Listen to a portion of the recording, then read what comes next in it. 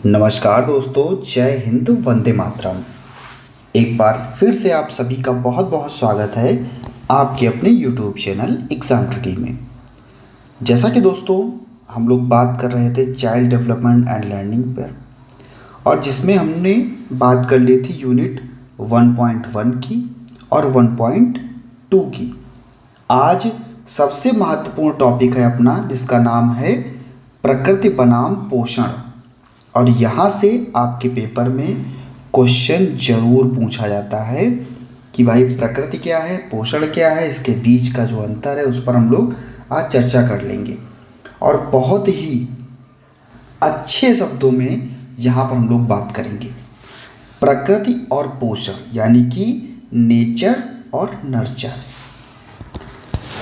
यह समझने की कोशिश करता है कि व्यक्ति के व्यक्तित्व, व्यवहार, क्षमताओं और विकास पर सबसे अधिक प्रभाव किसका है।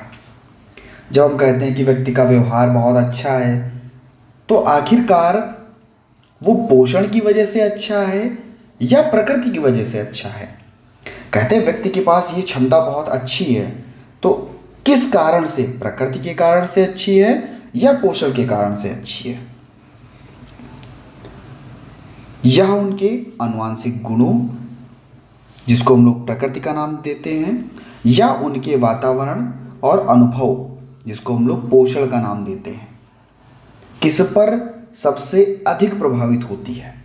जब हम कहते हैं व्यक्ति का व्यवहार कैसा, तो कहते हैं व्यक्ति का व्यवहार वैसा ही होगा जिस वातावरण में वो रह रहा होगा, व्यक्ति का व्यवहार वैसा होगा। तो कहते हैं कि व्यक्ति की क्षमता, तो कहते हैं व्यक्ति की क्षमता भी वैसी होगी।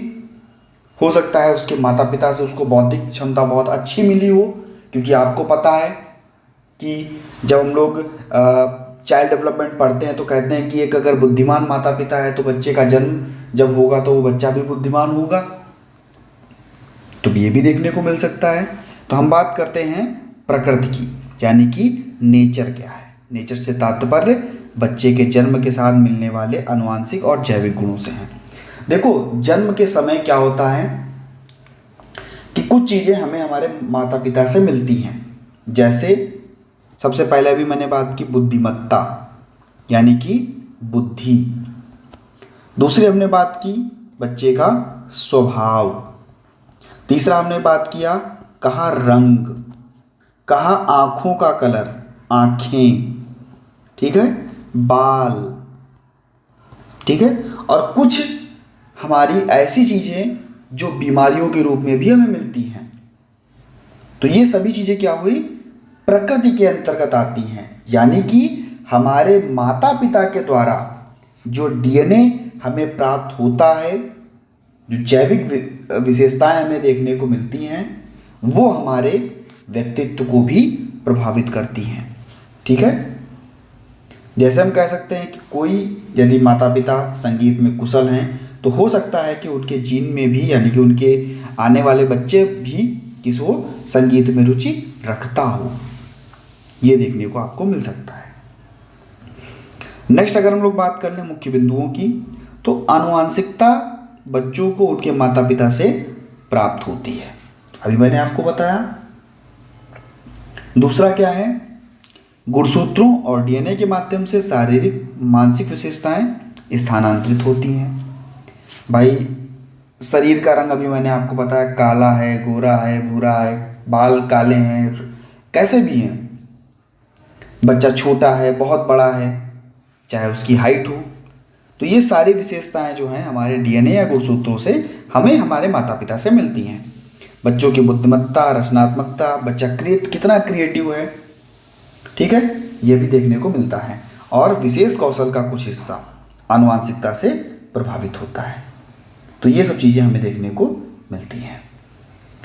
इसके बाद में अगर हम लोग पोषण की बात कर लें, तो पोषण से तात्पर्य बच्चे के विकास के आसपास के वातावरण से है।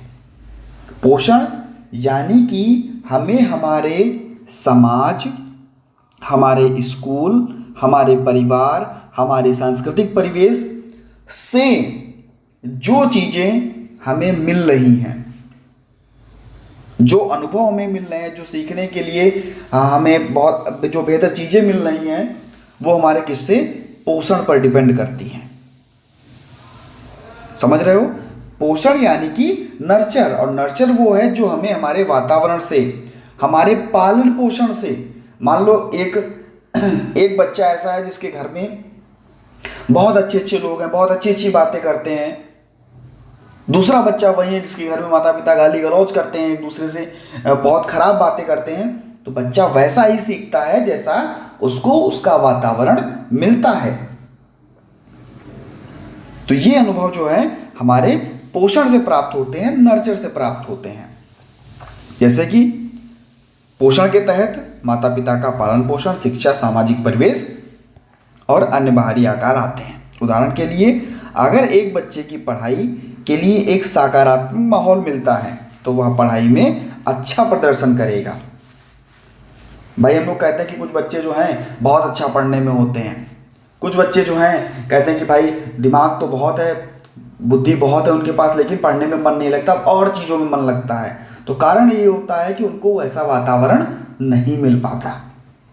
सामाजिक अनुभव और रिश्ते बच्चे के मानसिक और भावात्मक विकास को भी प्रभावित करते हैं। बाल विकास में प्रकृति और पोषण दोनों का ही योगदान है। बच्चे का शारीरिक, सामाजिक विकास उनके जीन, उनके परिवेश दोनों को संयुक्त रूप से हम लोग कह सकते हैं कि प्रभावित करते हैं। हम ये नहीं कह सकते। अब ऐसे ही मान लो कि अगर हम प्रकृति की जब बात करते हैं, जब हम लोग प्रकृति की बात करते हैं तो कहते हैं आनुवांशिक रूप से जो भी चीज़ें आ रही हैं। अगर हम लोग पोषण की बात कर लेते हैं तो कहते हैं कि भाई जो भी हमें शिक्षा दी गई, शिक्षा कैसी भी हो सकती है, अच्छी शिक्षा, खराब शिक्षा, जो हमें सीखने के अवसर दिए गए, जो हमें अभ्यास कराया गया, वो किससे आया? हमारे पोषण से। लेकिन प्रकृति क्या? जो हमें आनुवांशिक रूप से प्राप्त हुई। प्रकृति वो जो हमारे जीन को निर्धारित करती है। ठीक है, हम शांत स्वभाव के हैं, गुस्सैल हैं, कैसे हैं, जो हमारे जीन से हमें मिल रहा है। लेकिन पोषण से हम क्या कह सकते हैं? जो हमारा सामाजिक परिवेश है, वहां से जो चीजें मिल रही हैं वो हमारे पोषण के अंतर्गत आती हैं। प्रकृति और पोषण, इन दोनों का हमारे जीवन में एक बहुत बहुमूल्य योगदान है। प्रकृति अच्छी होगी, पोषण अच्छा मिलेगा, हमारा शारीरिक, मानसिक, सामाजिक, ये सभी प्रकार के जो हम कह सकते हैं कि बच्चे का ओवरऑल डेवलपमेंट होगा, और दोनों ही बहुत आवश्यक हैं। आपको क्या लगता है, प्रकृति ज़्यादा जरूरी है या पोषण यानी कि नेचर ज़्यादा जरूरी है या नर्चर? कमेंट सेक्शन में बताइएगा। मिलता हूं दोस्तों नेक्स्ट वीडियो में। बने रहिएगा आपके अपने चैनल एग्जाम ट्रिकी पर। चैनल को सब्सक्राइब करना ना भूलिएगा। वीडियो अच्छी लगी हो तो वीडियो को लाइक कर दीजिएगा और सभी मित्रों तक वीडियो को शेयर कर दीजिएगा। पढ़ना भैया शुरू कर दीजिए। धन्यवाद दोस्तों।